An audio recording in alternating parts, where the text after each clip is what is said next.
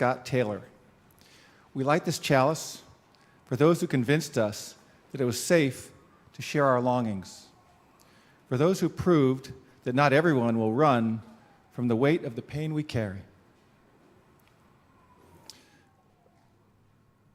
for those who held us in our fear and helped us heal from our regret, for those whose humble apologies made us believe that we too could be forgiven, and for those whose tenderness helped us see that we no longer need to hide. Our vulnerability frees us. It binds us. It makes holy the path we travel together. May this flame ever help us keep that in view.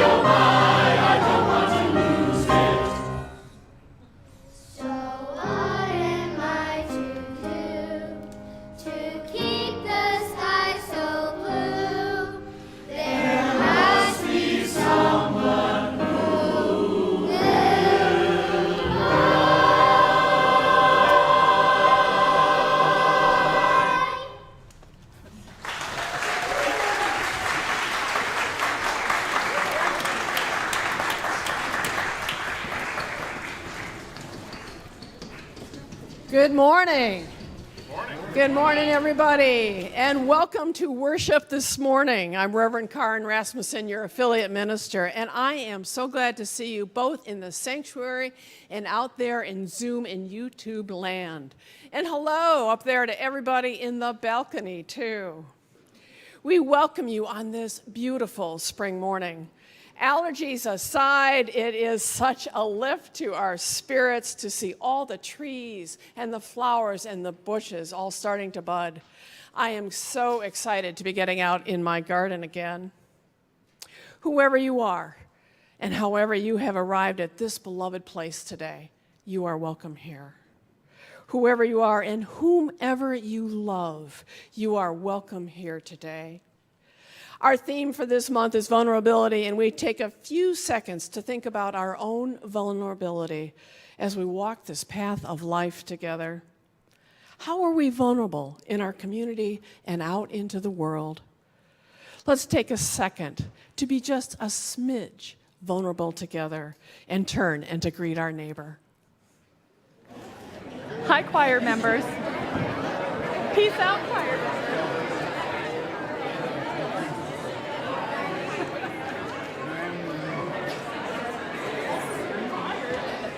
And we're all going to take Max. Except Max. Max does not use Max.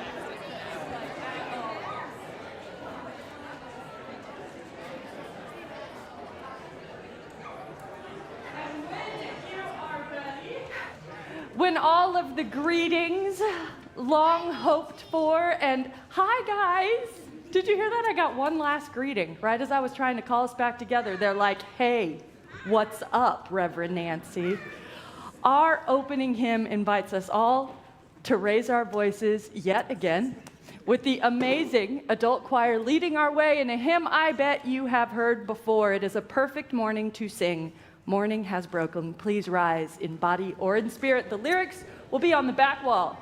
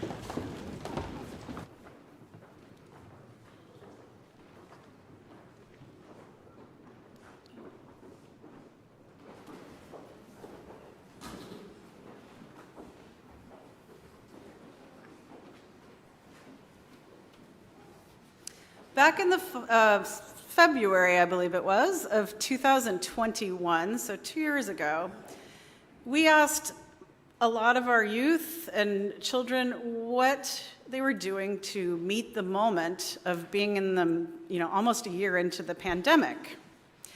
And they sent us back these wonderful videos of them doing all these various wonderful things. And so we decided we'd like to revisit that a little bit and see what their thoughts are now, 2 years later, about what happened 2 years ago, 3 years ago, through the pandemic.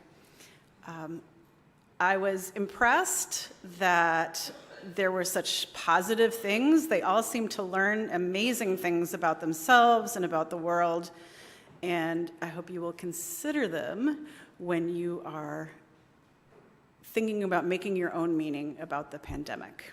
And here is our video.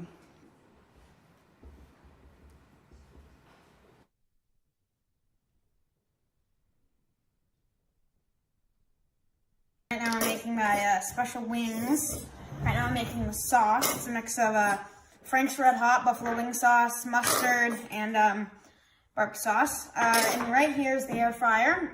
It has the wings in there. They're cooking all like that, so that's good. I'm just adding the different things. I like a lot of spice, so. I can see that. So A lot of French Red Hot. You've been taking advantage of your free time during quarantine. Yeah, making good food. Making good food. For your family, no less? Yeah, for family. You're awesome. Thanks, Nico Petrilli. I've learned that I like to do things by myself during the pandemic. Have you changed? What is different now? Now I like to do more schoolwork alone, on my own pace. And what comes up for you when you think of back to the lockdown?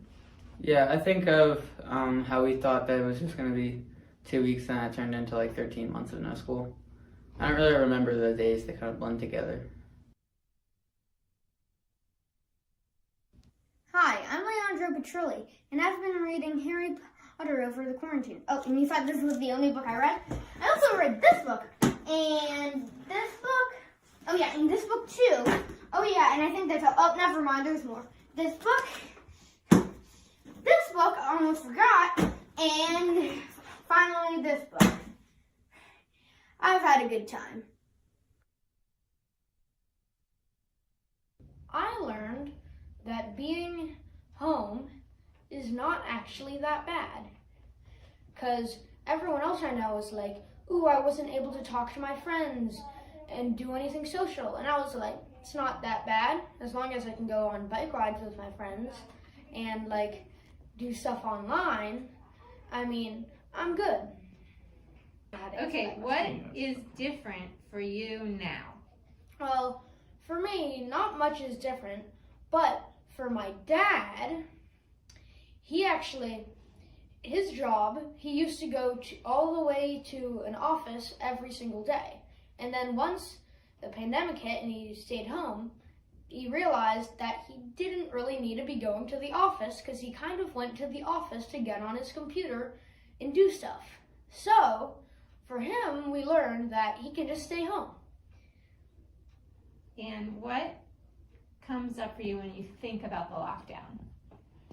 I think of staring at my Chromebook, watching the teacher talk, and then having Dad right next to me, and every once in a while I'd make a stupid comment on the video or whatever's happening, and I just remember sitting next to Dad as I do school.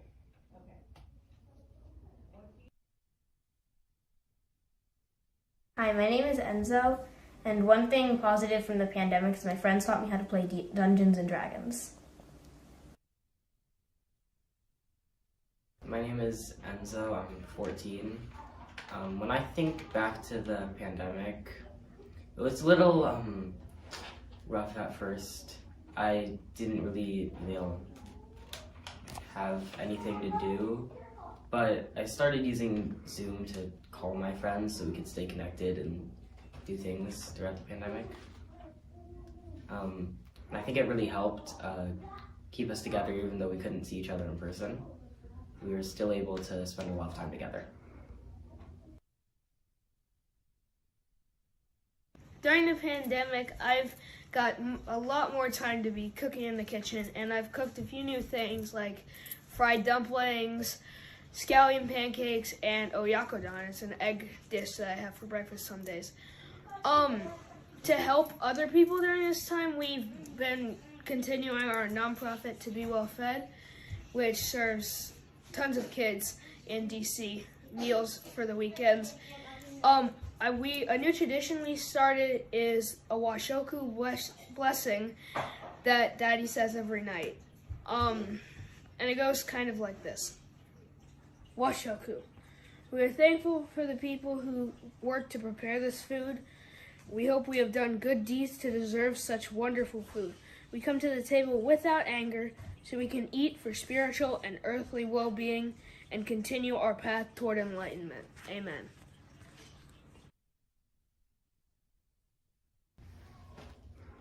Hi, my name is Luther. I'm 13 years old.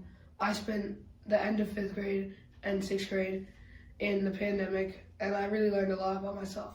I learned that I can do things without an outside source of information. Like, I don't need to be around my friends, but it also has taught me how much my friends mean to me. It was very tough at the beginning to not be around them because they were my source of joy. But during the pandemic, I slowly gained more hobbies and interests. I was able to do more things on my own. I really got into computer programming and bird watching during the pandemic. It was one of the things I really loved because I could do it without anybody else's help. and my parents were always there for the things that I needed for it. As the pandemic faded out, I realized that I had grown because I was better at time management. I knew how to stay engaged in a class because of online school. The transition back into 8th grade was very good because my school did a very good job of making it easy, but it was tough in the beginning.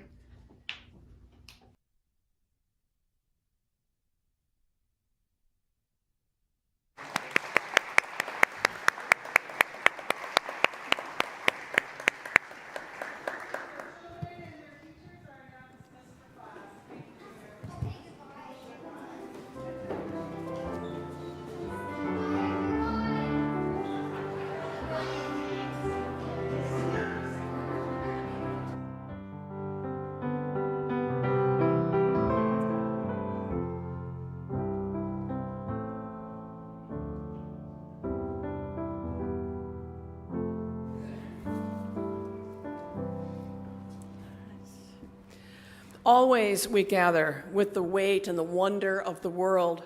We gather with losses fresh on our hearts and joys that we are just beginning to discover. We gather in this time of joy and sorrows to recommit, to grieve, and to celebrate. This week we grieve the passing of Rachel Connell, who grew up in this congregation, was lovingly attended by her mother, beloved Rachel Roeder Marion Connell, through her struggle with cancer. Rachel was a powerhouse of a leader, serving as a rector of Chatham Hall Girls Preparatory School in Virginia, among many other professional achievements. She is gone much too soon, and so much yet to give to the world. This week, we also celebrate and share some sadness that longtime River Roeder Peter and Betty Wilson have moved to a gorgeous retirement home in North Carolina.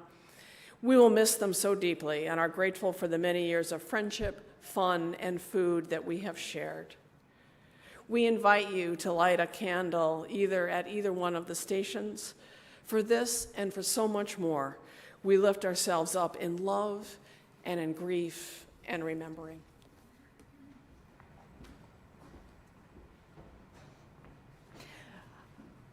I want to invite you, as indeed you're welcome to light a candle at any point, to take a good seat and a deep breath for a time of prayer and meditation, and all in due time, some silence.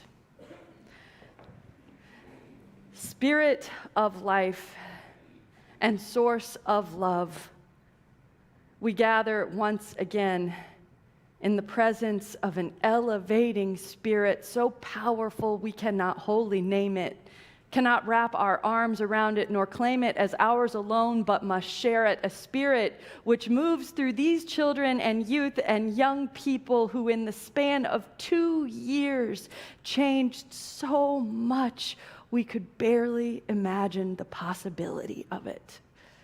We give thanks for the astonishing wisdom of their lives. Gleaned in the midst of so much change and turmoil, we give thanks for the sparks of wisdom we encounter in our own lives, for what we have become in and through the struggles that we have shared. We give thanks indeed for this absolutely perfect morning, for the sure, true promise of spring, for the reality that we are held in the ever-embracing arms of a creation that keeps on rolling even in the midst of all of our anxiety and stress, and yes, the biting grip of fear. May this day hold us. May we in turn hold others in all the changes that we have known and in all the changes to come. May it be so, and amen.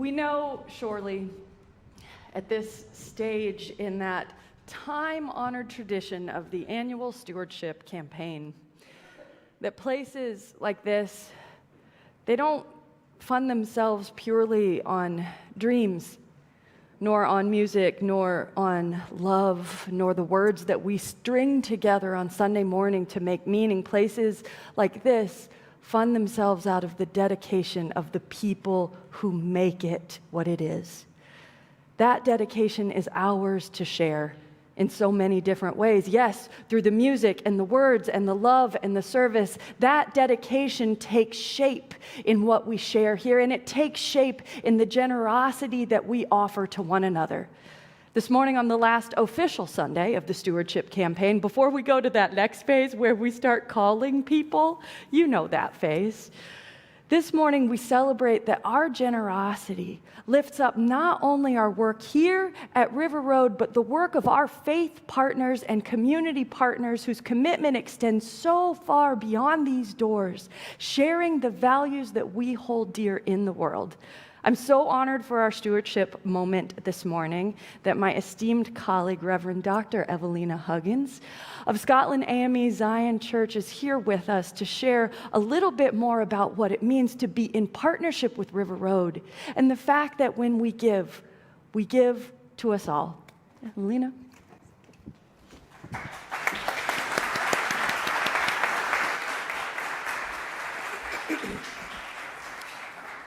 Good morning, everyone. It's a beautiful day in the neighborhood. Some of you have been watching me very intently, like, who is this lady and what is she going to say? The first thing I am going to say is thank you. Thank you because partnerships and support and fellowship is not always welcomed. Reaching out to our neighbors can be counterintuitive. Most people who consider themselves spiritual, good people, and even for me, Christian, we don't think about stepping outside of our ordinary comfort zones or responsibilities. But there's a quiet nudging. There's a spirit that pushes us beyond ourselves, beyond what's comfortable for us, to touch the lives of others. That's really why we're here. I thought about, what will I say today? What can I say to excite them? And I said, I can't think of a thing. But I thought about creation. After every storm, every earthquake, every flood, the earth has a way and a life of its own that it regenerates life again and again and again.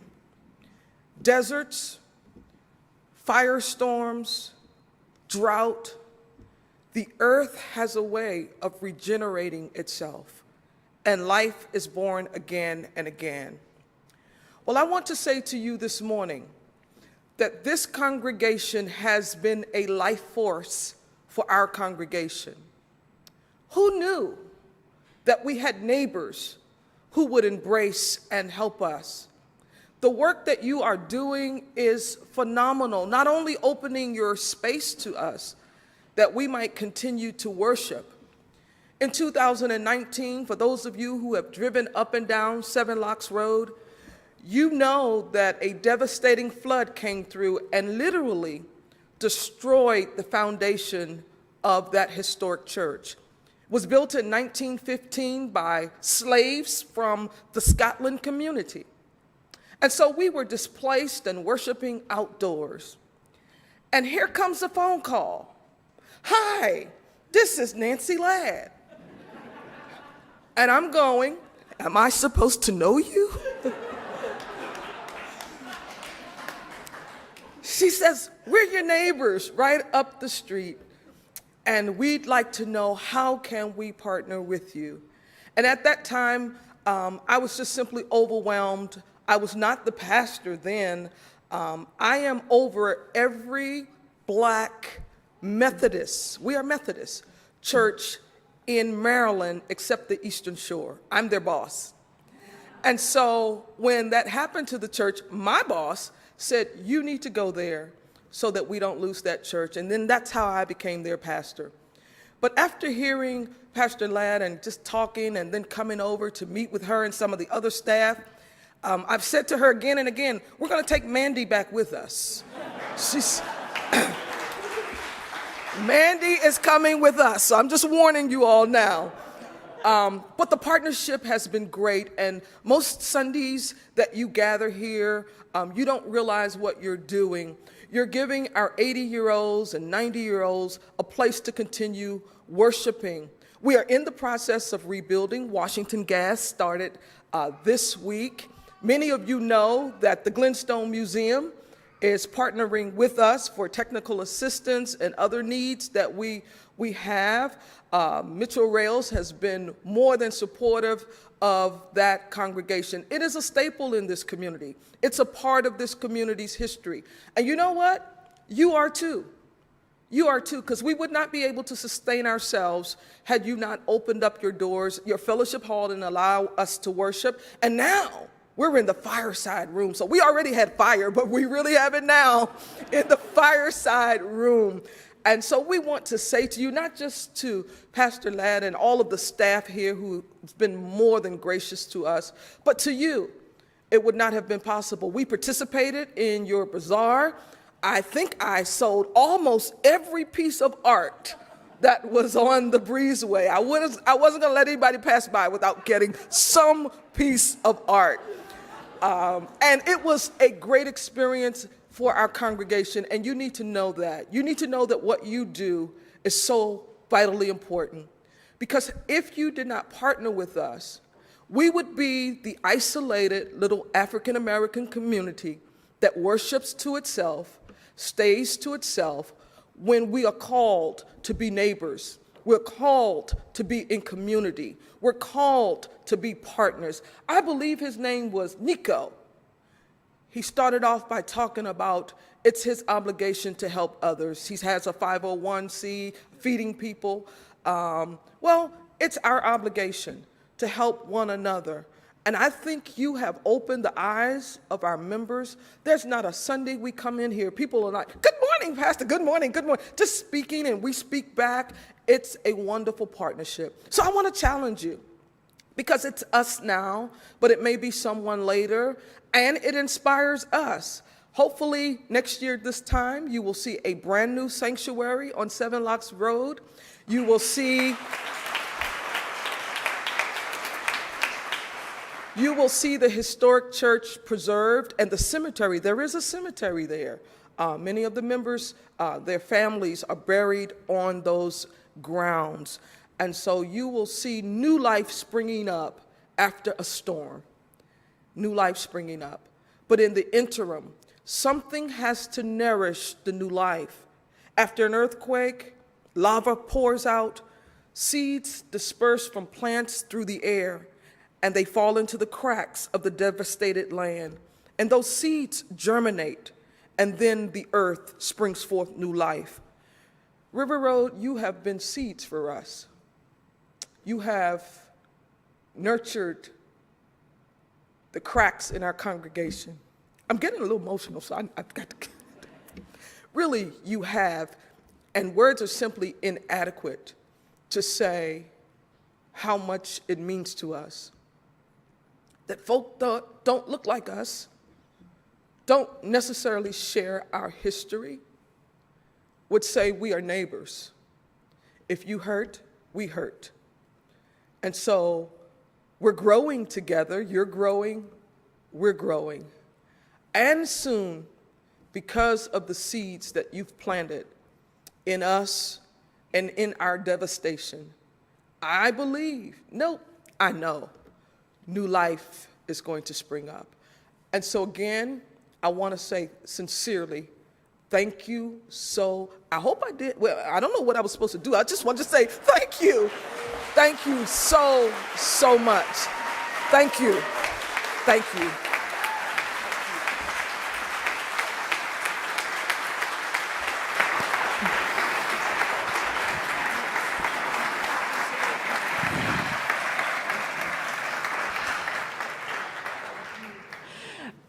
Pastor Evelina said once when I was invited to share a reflection in their service, you put a preacher in a pulpit and they are going to preach. Thank you, my friend. Indeed, this time of generosity is a time of commitment, not only to the nuts and bolts and the staff and the people of this place, but to the values we share with the world. You can give this Sunday morning like every Sunday morning in all the ways for our regular collection. There is a box in the back. There is online. There is 73256. There's my televangelist voice, 73256, which you can text on your phone all those ways. And right now, this season and no other, this Sunday and not later, you can also make your pledge a promise to support the ministry we share and the seeds we plant for the future. The website has a big green button that says Pledge Now. It does not require you to actually give any money. Look, we even have a fancy code that's online for the people watching online you can scan. What it is a promise for the coming fiscal year, what you will try to give to support this ministry together. I hope you will. I am deeply grateful. Thank you all so much.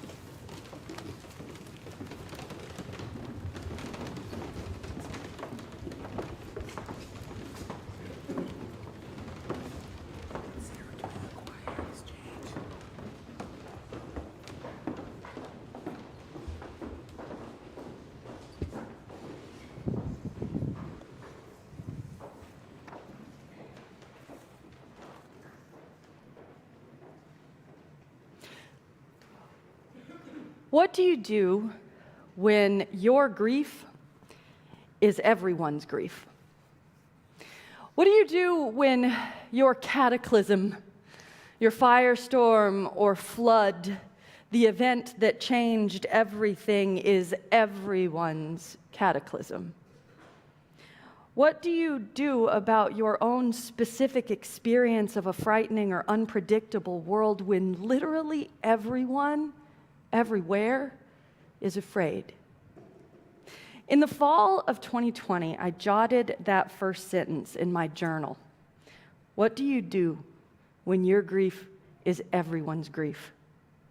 And I stared at it for a long time, returning to it day by day, certain that the question and my complete absence of an immediate answer held some essential truth about what it was we were going through together. In that question, what do you do when your grief is everyone's grief? There were these specific individual lives we were living. There were the losses, the deaths, the suffering that would in many ways define us forever. There we were, isolated and yet learning new ways of being connected, crossing the street to literally avoid the breath of our neighbors while desperately wishing we knew how to reach out. What did it all mean? Those waves of loss, this learning of new ways of being and words to describe it, the way that the phrases social distancing and PPA and N95 entered our lexicon overnight and never, ever left. The fact that people got out on their porches with hearts full of gratitude to clang pots and pans into the night air in honor of healthcare workers, when what most healthcare workers really wanted after a 15-hour shift of blinking lights and rattling noise and beeping alarms was silence that might let them sleep. What did it all mean? Personally, specifically, individually, and what meaning are we to make of it together? Even still, I have more questions than answers, and sifting through it all feels like emotional labor I'm not sure I'm up for. And yet the history of this time, the lives we've lived, the reaching out we learned to do, what was made possible when new life rose through the cracks of our world as we had known it. In the midst of all of this taking shape right now, I've reached for resources to help us make inner and outer meaning of what we have lived through. And one of those resources I have found to be so haunting and beautiful that I'm going to share a whole bunch of it with you today. It's a New York Times Magazine piece from author John Muallim that came out just last month. It's this bit of reporting that lays out some of the central learnings of this project that he called the New York City COVID-19 Oral History Project. And here's what happened for that project. All of a sudden, when everything shut down, there were a whole bunch of sociologists and scientists and psychologists and statisticians who did not have work to do, and so they made the most important work for themselves, much like me, picking up the phone and saying, "Hey, how can I help?" This group of scientists picked up the phone and called their fellow New Yorkers.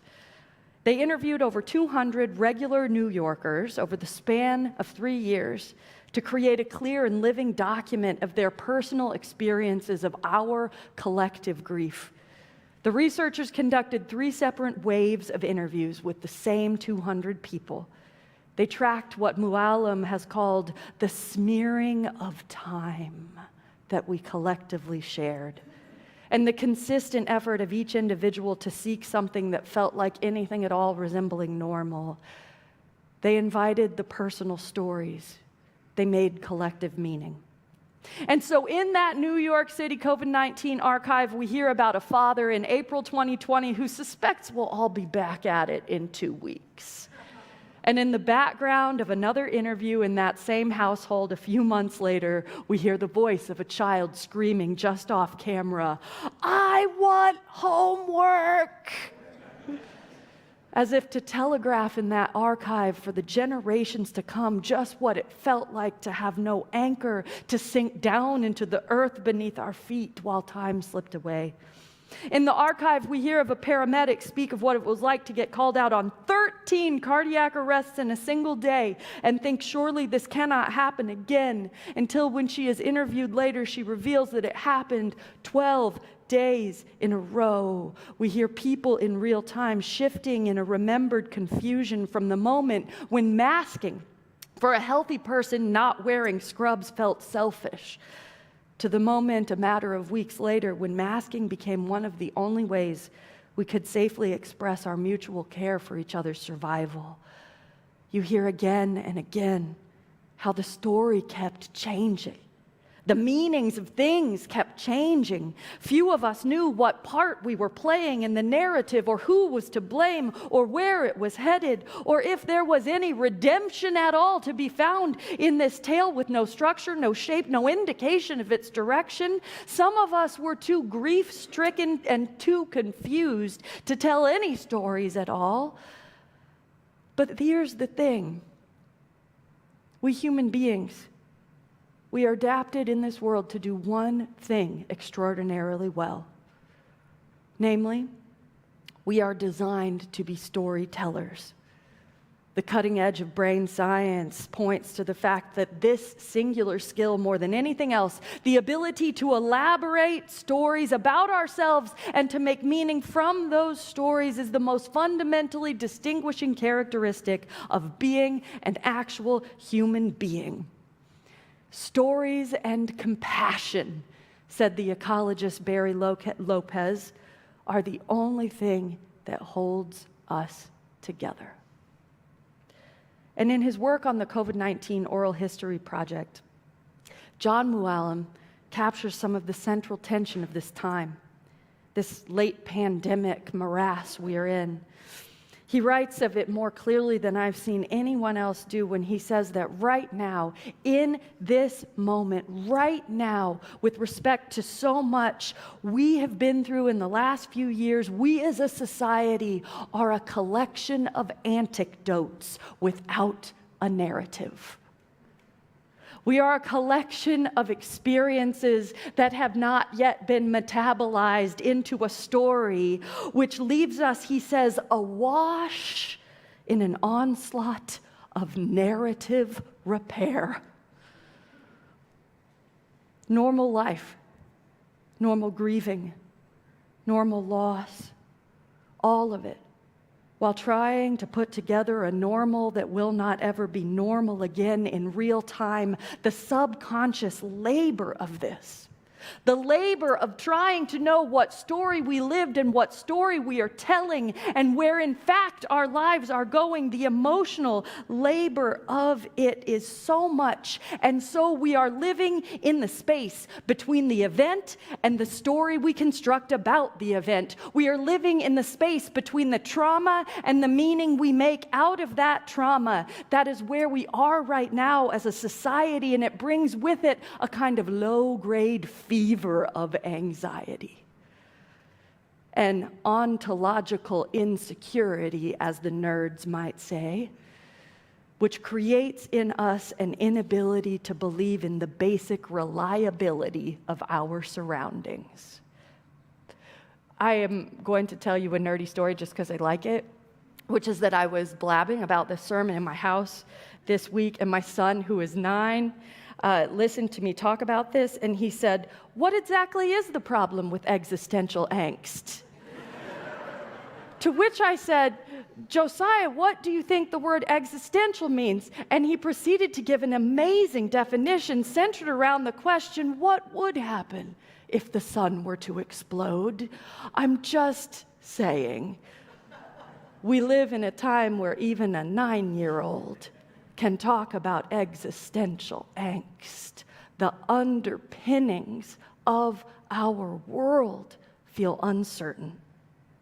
As Mooallem put it, the weirdness we have felt since, what is making us all wobbly now, may be simply the strain of trying as hard as we can to crank the busted machinery of normal back on again, to have a sense that a normal life might be possible, A normal life, one might say, is an arrangement of circumstances in which a great many things may be successfully ignored.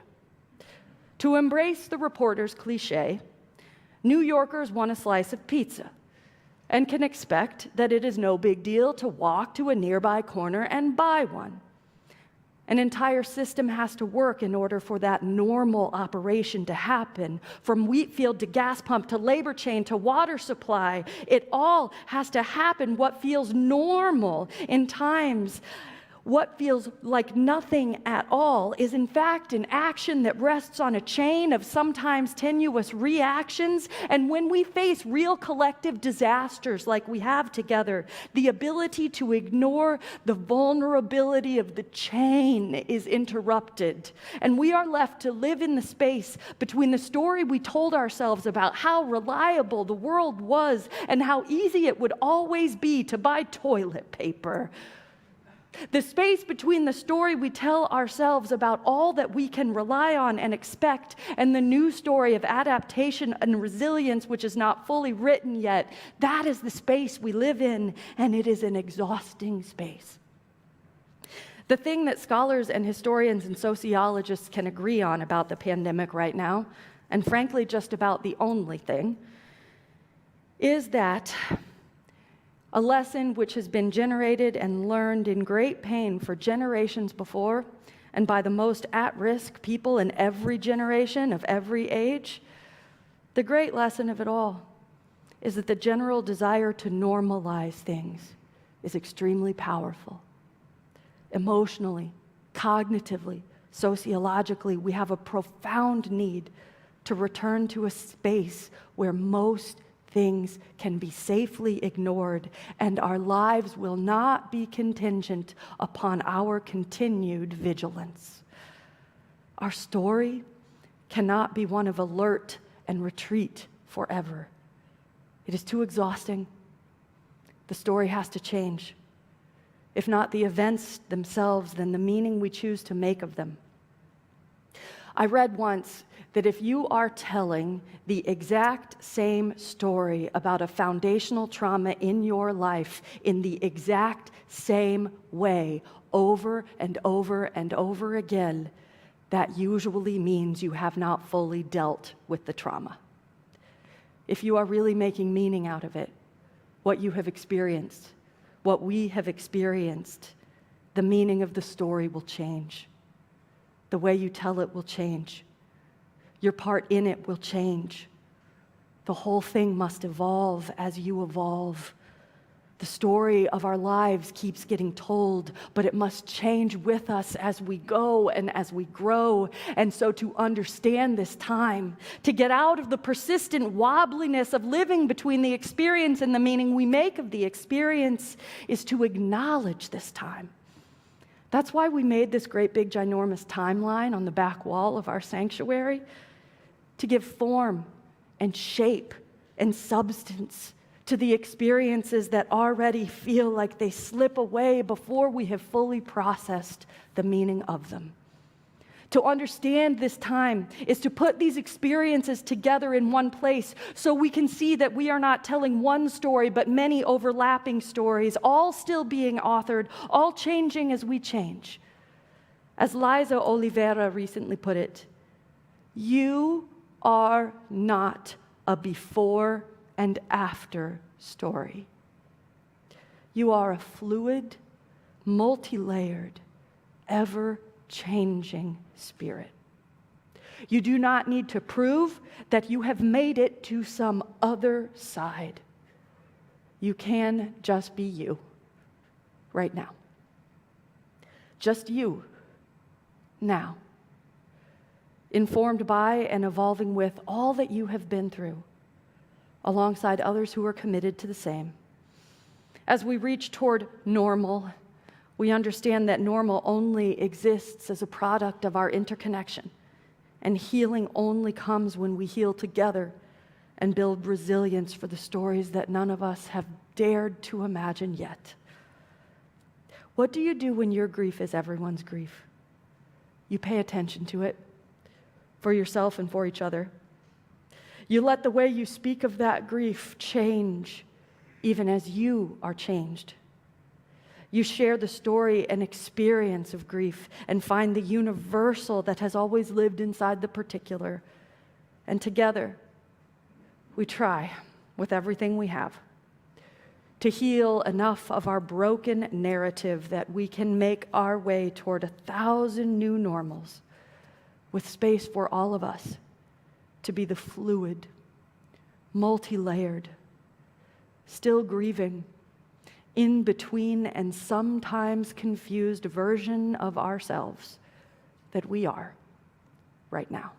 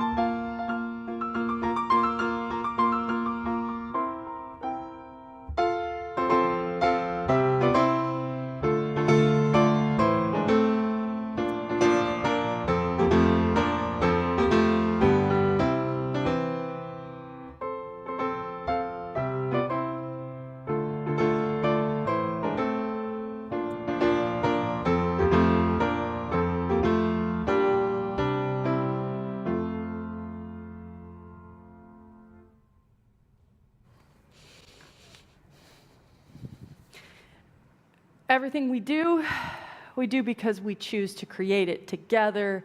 And so thank you to the tech team. We got Danny and Ajay and Jeff up there today. Thanks, team. Yeah. I want to thank Shuai, all of the choirs today, and Cliff.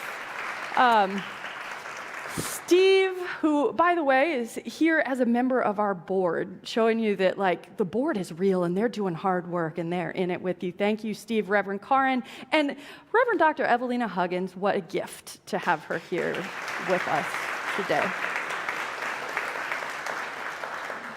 Before our benediction, I have a few brief announcements to make. I keep referring to this spring as the Cliffissance.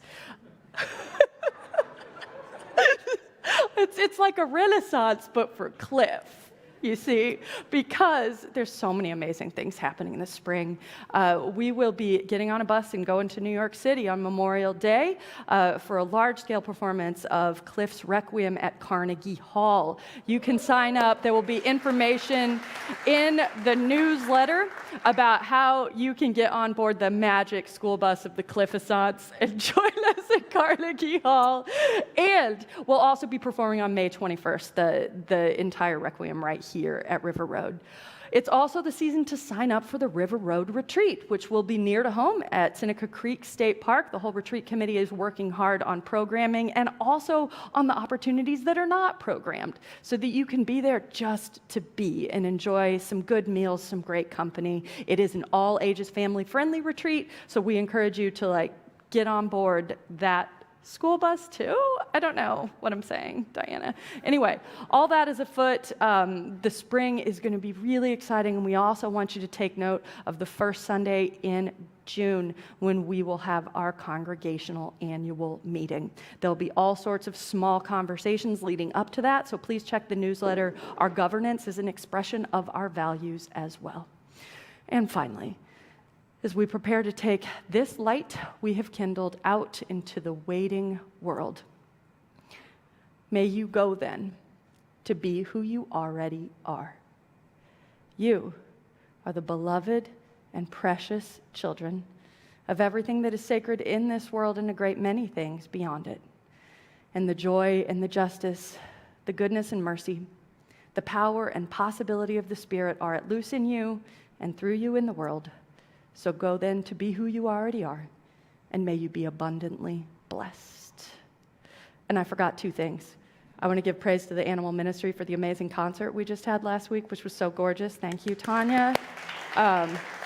And also lift up gratitude for everybody who made a real difference in Shelter Week as we provided all the food for the Montgomery County Women's and Children's Shelter. And that's really it. Bless you. Thank you. Amen.